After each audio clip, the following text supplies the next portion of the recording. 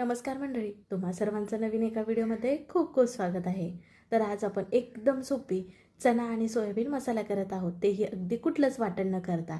चला मग नेमका हा कसा बनवायचा वेळ न करता आजच्या व्हिडिओला सुरुवात करूया. सुरुवातीला बघा, हे चणे ना मी रात्रभर भिजत ठेवले होते आणि दुसऱ्या दिवशी पाहत आहे 8 ते 10 तासानंतर चणे चांगल्या प्रकारे भिजले जातात. अगदीच तुम्हाला घाई असेल, वेळ नसेल, मग गरम पाण्यामध्ये 4 ते 5 तासामध्ये चणे भिजले जातात. आता हे भिजलेले चणे बाजूला ठेवूयात. तर इथं आपल्याला हे सोयाबीन भिजत घालायचे आहेत. तर एका भांड्यामध्ये 1 कप इतके सोयाबीन घेतलेत आणि गरम पाणी घातले, म्हणजे चांगल्या प्रकारे ना आणि लवकर सोयाबीन भिजले जातात बरं का. आता जरा हे बाजूला ठेवूयात. आज आपण कुठलंच वाटण नाही करणार. तर इथे एक मोठा कांदा घेतला आहे बघा, त्याचबरोबर 2 टॅमॅटो आणि थोडीशी कोथिंबीर घेतली. अगदी तुम्ही रफली चिरून ना चॉपरमध्ये एकदम बारीक बारीक चिरून घेतला तरी चालेल. इथं आता तर मी सुरीनेच बारीक चिरून घेणार आहे बघा. आता लवकरच बघा, मुलांच्या शाळा सुरू होत आहेत, शिवाय रोज रोज नवऱ्याच्या टिफिनला काय द्यायचं हे सुद्धा सुचत नाही ना. मग त्यासाठी आजची ही रेसिपी आहे बरं का. म्हणजे अगदी एकदा करून दिलात ना तर पुन्हा म्हणतील, ती नाही का तू केलती सोयाबीन आणि चण्याची भाजी, तशीच कर बरं का, इतकी छान जबरदस्त होते. चला आता कांदा, टॅमॅटो, कोथिंबीर बारीक चिरून झाले. आता गॅसकडे वळूयात. तर इथं कुकरचा आज वापर मी करणार आहे. तर कुकरमध्ये 2 पळी इतकं तेल घातलं. आता सुरुवातीला घालूयात खडा मसाला, ते म्हणजे अर्धा चमच जिरे, 4 लवंग, 4 मिरी, त्याचबरोबर 1 चक्री फूल, 2 दालचिनीचे तुकडे आणि 1 तमालपत्र. आता हे तेलामध्ये घालून घेतलंय. नंतर अद्रक आणि लसूण आम्ही कुटून घेतले बरे का, साधारण 1-1.5 चमच इतकं घातले बघा. आता चांगला ह्याचा कच्चापणा जाऊसपर्यंत ना परतून घेऊयात. आलं लसूणचा कच्चापणा गेला, चांगलं लालसर झालंय असं वाटलं, मग ह्याच्यामध्ये आपण बारीक चिरला कांदा घालायचा. अगदी कांदा लालसर तांबूस होऊसपर्यंत ना आपण परतून घेऊयात. आज जो आपण चणा आणि सोयाबीन मसाले करत आहोत तो कुकरमध्ये करत आहोत, कारण की चणे ना शिजायला जरा वेळ लागतो बघा. आणि मग कुकरमध्ये शिजवल्यामुळे लवकर होतात. अगदी तुम्ही कढईमध्ये सुद्धा शिजवून घेऊ शकता. आता बघा, बारीक चिरलेला टॅमॅटो घातला सर्व, त्याचबरोबर थोडीशी कोथिंबीर घातली, अगदी चांगलं परतून घेतलं.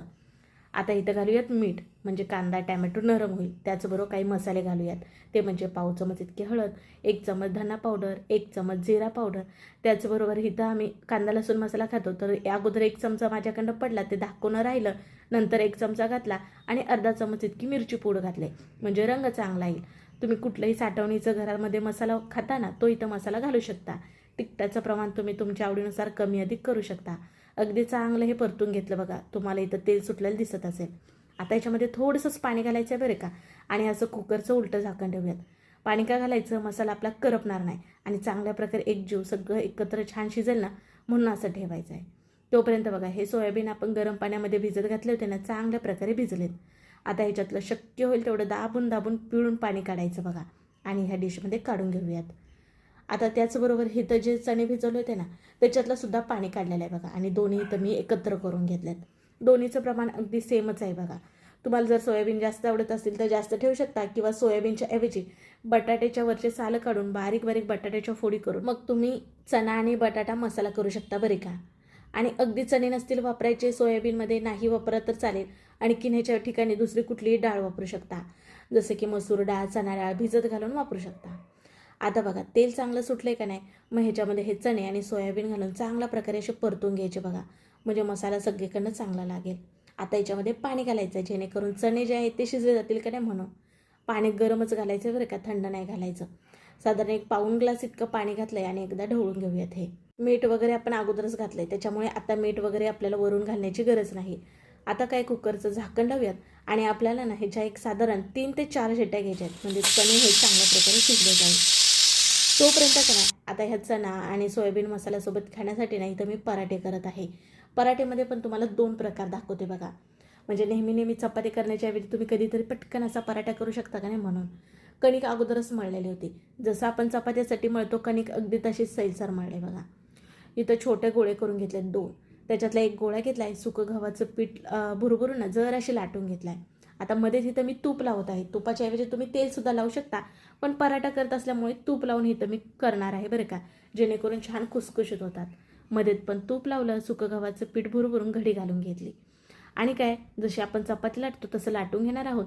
चपाती जरा आपण मोठी जरा लाटतो बघा, आणि जरा पातळ ठेवतो. आता इथं पातळ ठेवायचं नाही, जरा जाडच ठेवायचे बघा, कारण हा पराठा आहे म्हणून. अगदी जाडच नाही, हलकं थोडंसं. आता वरून काळे तीळ आणि थोडीशी बारीक चिरलेली कोथिंबीर घालून पुन्हा लाटून घेतलं, म्हणजे छान दिसायला पराठा दिसेल की नाही म्हणून.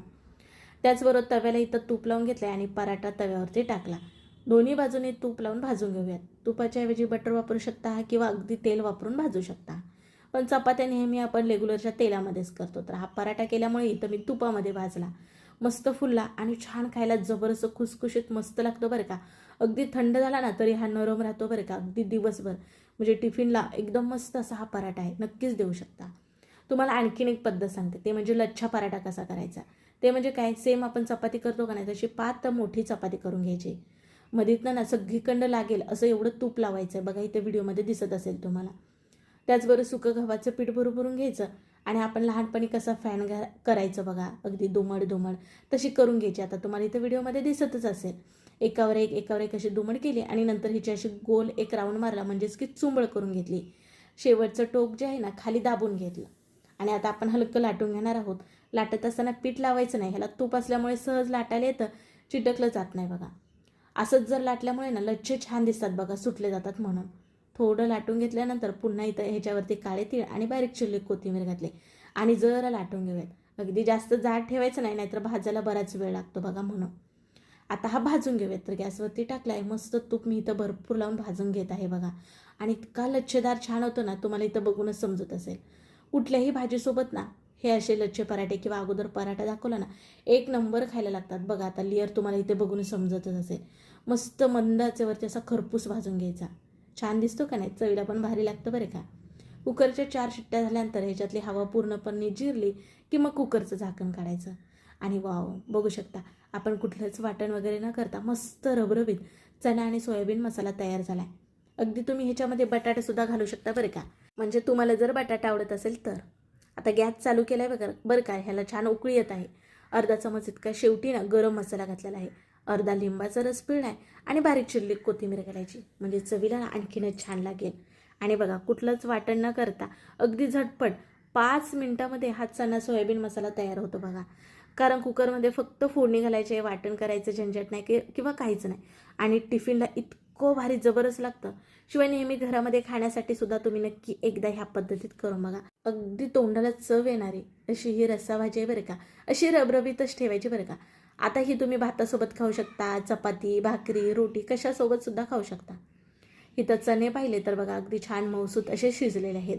चण्याच्या ऐवजी तुम्ही छोले म्हणतात ना, ते सुद्धा वापरू शकता मुलांना आवडत असतील. याच्या अगोदर सुद्धा नाही मी तुम्हाला चणा तोंडली मसाला दाखवला, त्याचबरोबर सोयाबीनची वेगवेगळ्या प्रकारची भाजी दाखवली, सोयाबीनचे पराठे दाखवले, सोयाबीनचे चकली दाखवले. ह्या सर्वांचे व्हिडिओ आपल्या चॅनलवरती अपलोड आहेतच, पाहायला विसरू नका. बघा मस्तपैकी इथं डिशमध्ये काढून घेतले आणि हा लच्छा पराठा पाहून घ्या. मस्त असा दाबून घ्यायचा, म्हणजे ह्याचे लच्छे मोकळे होतात बघा. तुम्हाला बघूनच समजत असेल. कुठल्याही मसाल्या भाजीसोबत ना छान लागतो बरं का हा.